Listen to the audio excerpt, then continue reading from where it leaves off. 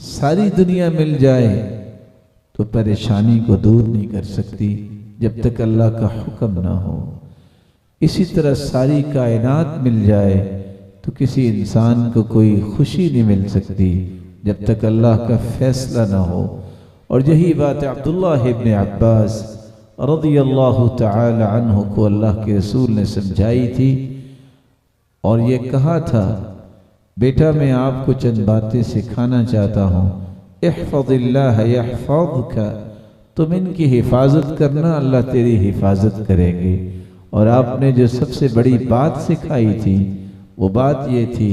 لو ان الامہ اجتمعت على ان ينفعوك بشيء لم ينفعوك الا ما قد كتبه الله لك، اگر ساری کائنات تمہیں نفع دینا چاہے تو جب تک اللہ کا حکم نہیں ہوگا،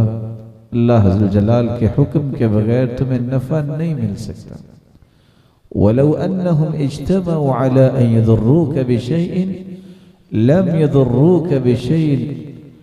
إِلَّا بِشَيْءٍ قَدْ كَتَبَهُ اللَّهُ عَلَيْكَ، اور اگر اللہ عز و جلال تجھے نقصان پہنچانا چاہیں اور پوری کائنات اس کو روکنا چاہے تو تم نقصان سے نہیں بچ سکتے۔ آپ صلی اللہ علیہ وسلم کو جب کوئی پریشانی آتی تو اس وقت بھی آپ دو کام بنیادی طور پہ کرتے، ایک تو انا للہ و انا الیہ راجعون،